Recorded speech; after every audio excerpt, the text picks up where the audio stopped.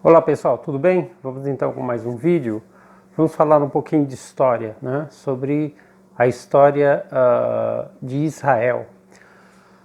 Bom, a Guerra Árabe-Israelense de 1948, também conhecida como a Guerra da Independência ou a Guerra da Liberação, é considerada pelos palestinos como parte da Al-Nakba, que seria uma tradução a catástrofe.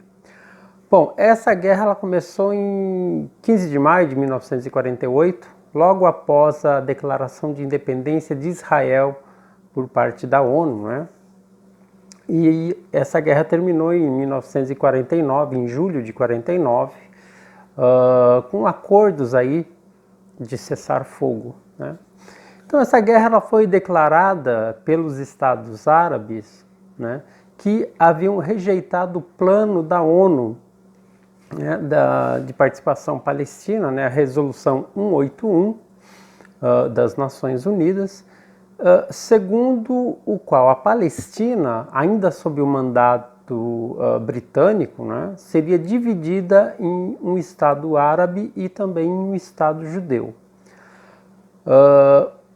Então esses confrontos tiveram início em maio de 48, os exércitos árabes combinados com outros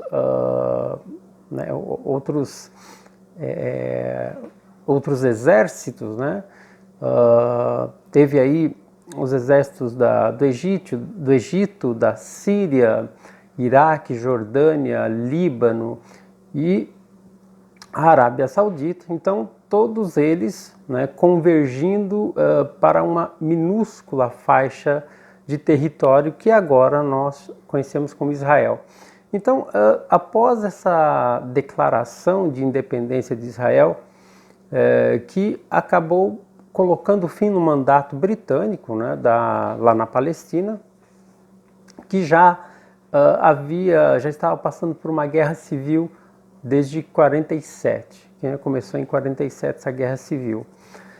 Então, esses exércitos desses países, de toda essa conjunção unida aí com a Arábia, se voltaram contra Israel e começaram aí esse conflito para extinguir Israel, extinguir o povo judeu. Então, tudo isso é logo após a Segunda Guerra Mundial, Então, temos que entender também que o final da Segunda Guerra Mundial acabou marcando o fim dos grandes impérios coloniais, que se enfraqueceram com o conflito da Segunda Guerra.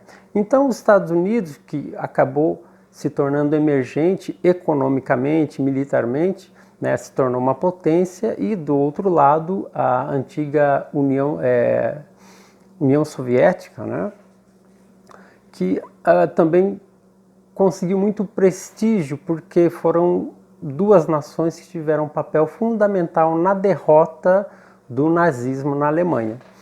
Então,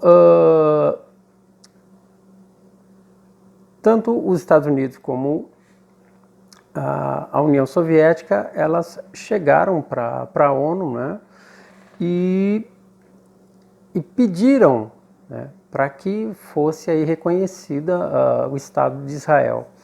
É porque o que aconteceu na Alemanha nazista, toda aquela atrocidade contra os judeus, acabou fazendo com que o Ocidente tivesse uma obrigação moral de atender as reivindicações, as antigas reivindicações sionistas, de criação de um Estado judeu. Então, o plano de participação da Palestina, que foi apresentado pela UNSCOP, seria algo como United Nations Special Committee on Palestine, liderado pelos Estados Unidos e pela União Soviética para as Nações Unidas, que consistia justamente nessa divisão da Palestina em um Estado judeu.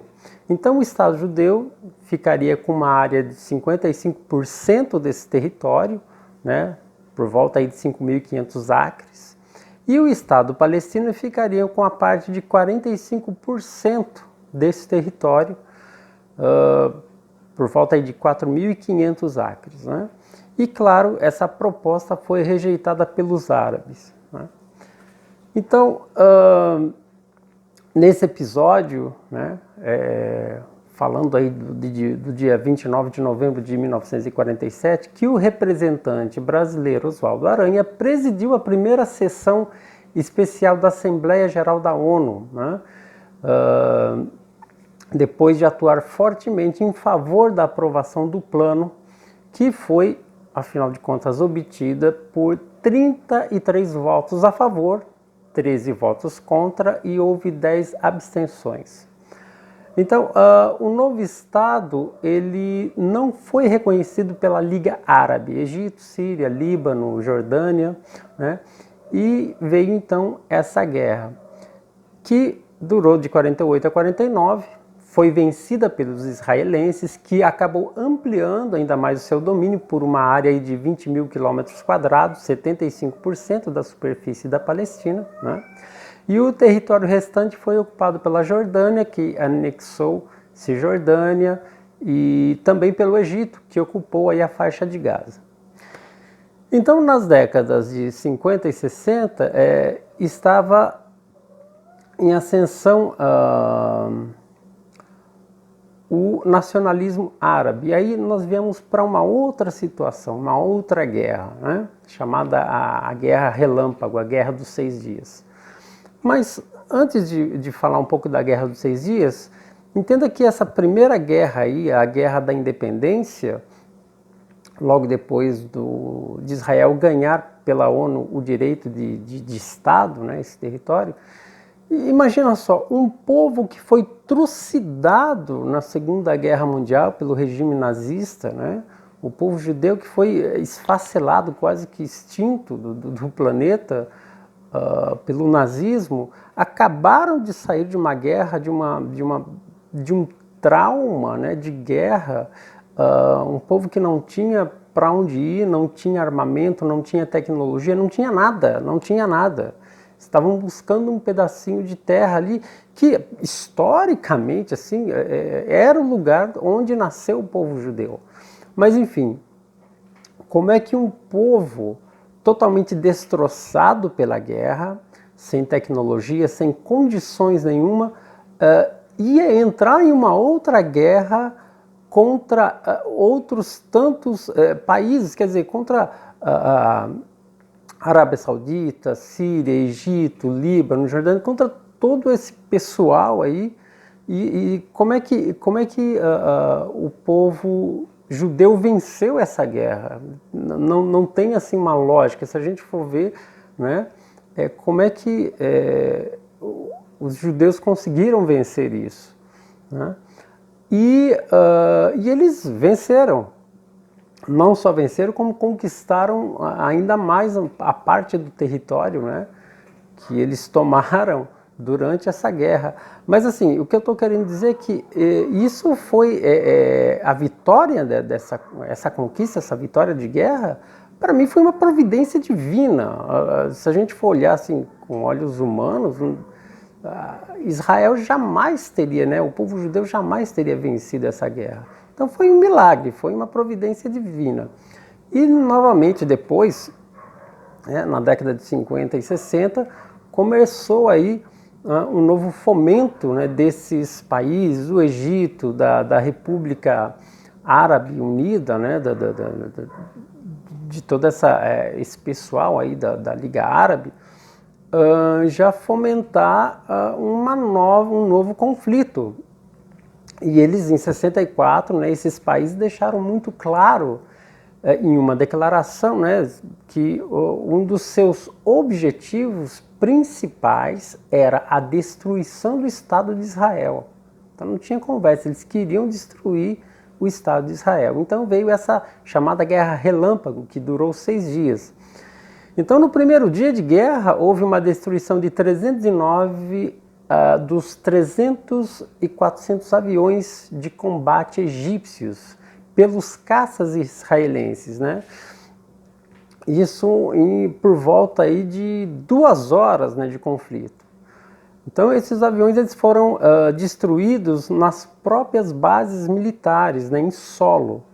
Então no segundo dia Israel cruzou as fronteiras da Península do Sinai, né? No terceiro dia paraquedistas israelenses conquistaram a cidade velha de Jerusalém, que estava sob o domínio dos jordanianos. E ainda no dia 7 chegaram ao Estreito de Tirã. E no dia 8 a Rumani, né, que é perto do Canal de Suez. Então nos dias seguintes, Egito e Síria já estavam derrotados e a guerra continuava contra a Jordânia, que com o avanço das tropas israelenses sobre a fronteira, houve aí também a captura da Cisjordânia e a porção jordaniana próxima à fronteira natural do Rio Jordão. Então foram tomadas, né, essa região. E o saldo dessa segunda guerra, né, que aconteceu aí no final dos anos 60, o saldo da guerra foi o seguinte: Israel, segundo os danos que foram calculados, né, Israel perdeu 980 soldados, né, que foram mortos, 4.520 feridos, 40 aviões abatidos e 394 tanques que foram danificados. Do lado árabe, foram 4.300 soldados mortos, 6.120 feridos, 444 aviões abatidos e 965 tanques danificados. Quer dizer, um número muito mais elevado, né, de perdas para o lado árabe. Então, mais uma vez, agora, já nessa segunda guerra, né, essa guerra dos 6 dias, já Israel já mais preparada, com tecnologia, mas assim, com uma extrema estratégia, conseguiu novamente acabar, né, com esses países que se juntaram para destruir Israel. Então, sempre você vê uma providência divina, parece que eles conseguem ganhar uma guerra, né, que aos nossos olhos parece impossível. E se você acompanha toda a Escritura, as Escrituras, quando Israel está muito voltado, né, para Deus, quando se levanta o inimigo, quando se levantam guerras impossíveis de serem vencidas, elas são vencidas, né? Então isso é um ponto bem interessante, que por trás dessa guerra humana de homens existe uma guerra espiritual por trás, né? Então assim, por mais que muitos ateus, né, pessoas não acreditam, né, nessa intervenção divina, mas ao mesmo tempo não tem como explicar, né, esses tipos de vitória dentro nesses conflitos, né, com essas condições, né? E Israel, então, quando formado o Estado, veio a se tornar, em pouquíssimo tempo, uma das maiores potências mundiais, até hoje, né, ao lado dos Estados Unidos e outros países. Então, a gente verifica em Gênesis 12, né, no versículo 2 e 3, está escrito assim: é uma promessa, né, que Deus fez a Abraão, que Deus disse assim: e farei através de você uma grande nação, e lhe abençoarei e engrandecerei o teu nome, e tu serás uma bênção. E abençoarei os que te abençoarem, e amaldiçoarei os que te amaldiçoarem, e em ti serão benditas todas as famílias da terra. Então essa foi uma promessa de Deus para Abraão, e através de Abraão nasceu o povo judeu. Então é um versículo muito interessante que acaba servindo para os nossos dias. Por quê? Existe uma ligação muito profunda entre Brasil e Israel, tá? Lembrando que antigamente na ortografia, Brasil era escrito com Z no lugar de S, né? E infelizmente foi colocado a IS no lugar de Z, né? Enfim, na história do Brasil, né, do chamado descobrimento do Brasil, quando as caravelas chegaram aqui, né, chegaram no dia da Páscoa, né, e acharam que era uma ilha, chamaram Ilha de Santa Cruz, depois mudou para a terra de Santa Cruz, né. Então, muitos judeus vieram nessas caravelas fugindo da Inquisição. E entre eles veio o Barzilai, né, que era um judeu comerciante e que viu, né, descobriu nas nossas terras uma madeira muito dura e que passou a ser chamada de pau de ferro, né? E essa madeira era boa, inclusive, para construção de navios, né? Então essa madeira começou a ser comercializada lá na Europa, principalmente na Europa, e através do Barzilai, que acabou ficando famosa, né, nos países da Europa e passou a ser chamada, né, chamava-se de pau de Barzilai, né? A madeira é pau de Barzilai. Até que se tornou o pau-brasil, né, por conta de Barzilai, Brasil. E em hebraico, brasileiro é Barzilai. Então, existe um Barzilai na Bíblia, nós encontramos no livro de Samuel, né, Samuel 2, capítulo 19 a 32, que diz o seguinte: Barzilai era bastante idoso, tinha 80 anos, e foi ele que sustentou o rei Davi e sua permanência em Manaim, pois era muito rico. Então, Barzilai, ele foi um personagem bíblico, né, que ajudou, foi muito amigo do rei Davi, né? E é interessante que em hebraico, Brasil, ele se escreve BRZ, aí tem uma letra chamada Iod, né, que é a primeira letra da palavra Israel, né? Então Israel está dentro do nome Brasil, né? Então é escrito BRZ Iod L, né? Então não se usa as vogais, né, no hebraico, só as consoantes. E outra coisa interessante também é que dessas letras, né, do hebraico, BRZ e o L, né, acaba formando acrósticos das 4 esposas de Jacó, que se tornaria Israel, passaria a ser chamado de Israel. São as 4 matriarcas de Israel, né, que foram as 4 esposas de Jacó. Que é B de Bila, R de Raquel, Z de Zilba e L de Lia. Então, é muito interessante, muito profunda essa ligação entre Brasil e Israel. Então, nos dias de hoje, né, o Brasil ele não tem nada, o Brasil está desarmado, nós estamos desarmados, nosso exército está completamente sucateado, a gente não teria nem mesmo força para enfrentar um país-eco do tipo Venezuela, né? Caso houvesse aí um conflito, uma guerra. Então, nosso exército completamente sucateado, todo o povo desarmado. Então, dentro de um conflito, só mesmo um milagre, uma providência divina para levantar o nosso país, né, nos colocar por cabeça e não por cauda.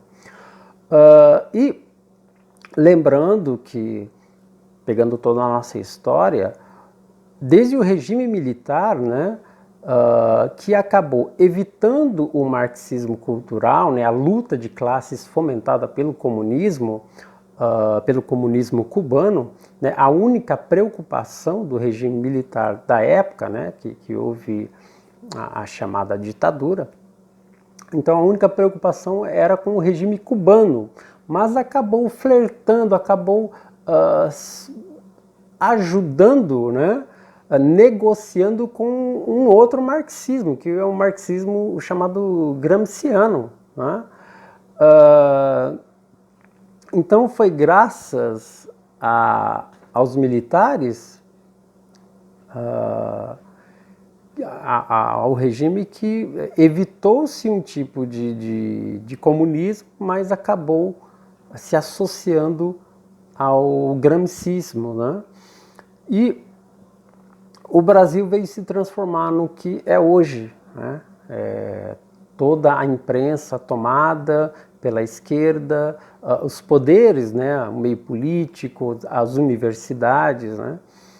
E então é todo o problema que nós enfrentamos hoje. E no atual governo está se mostrando com o que precisa, né, fazer para se lutar com isso. Então é um grande esforço do governo atual para limpar toda essa sujeira, né?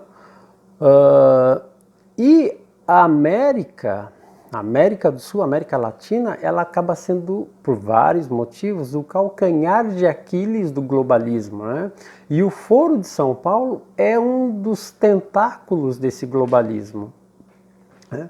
Enquanto o povo fica perdendo tempo com briguinhas de partido, ficar brigando com políticos assim que surfaram na onda Bolsonaro e que hoje estão aí traindo, né, o governo, né? Enquanto a gente fica perdendo tempo com essas picuinhas, né, esse café pequeno, a gente acaba esquecendo que existe uma cortina de fumaça e atrás dessa cortina de fumaça o Foro de São Paulo vem avançando cada vez mais forte na América. Parece que da noite para o dia a América do Sul virou um barril de pólvoras. E o Brasil precisa urgentemente se defender, né, para que esse caos que tem acontecido, aí, que tem se levantado no Chile, no Peru, a Venezuela, no estado que está, a Argentina já com as eleições aí, a volta de Kirchner, né? Então toda a esquerda aí se movimentando, pululando em cada um desses países, nós precisamos nos defender para que esse caos generalizado não venha nos pegar, né? Então porque é isso que os globalistas querem, são eles que estão jogando gasolina na fogueira através do STF, através da imprensa nacional e internacional, através desses ecochatos, né, criando aí, causando crimes ambientais, no caso aí do petróleo, né, vazado no litoral brasileiro, né, nordestino. Então, tudo isso já é um prenúncio de que querem transformar o nosso país, querem colocar ele dentro desse caos todo. É o que eles estão buscando. A própria esquerda quer que esse conflito venha à tona. E isso já era promessa do José Dirceu antes das eleições, né, que a esquerda tomaria o poder independente do resultado das eleições, né? E eu acredito que as medidas do Sérgio Moro para isolar os líderes das organizações criminosas são justamente para enfraquecer uma rede de organizações, né, que poderia fazer uma possível tomada de poder da esquerda, né, usando-se inclusive dessas redes criminosas ligadas ao narcotráfico dos outros países da América Latina, da América do Sul, além das organizações, né, do nosso país. Então, para finalizar, o que eu estou querendo dizer é que mais do que nunca o Brasil precisa de oração, mais do que nunca precisamos buscar uma providência divina, de um milagre, né? Porque muita coisa acontecendo, tem muita coisa que a gente não está percebendo, que a gente fica só na superfície, a gente está perdendo muito tempo com coisinha pequena, sabe, com besteirinha, tem coisa muito pior por trás e a gente precisa estar preparado e estar ciente do que realmente está acontecendo no Brasil e no mundo, tá? Então, a começar, independente se você é católico, protestante, independente de religião, mas se você acredita em um Deus, se você acredita no poder da oração, é orar pelo Brasil. É isso aí, pessoal. Peço a vocês que compartilhem esse vídeo. Se gostou, deixe o seu like, o seu comentário. E vamos aí para os próximos vídeos. Faça o seu caminho.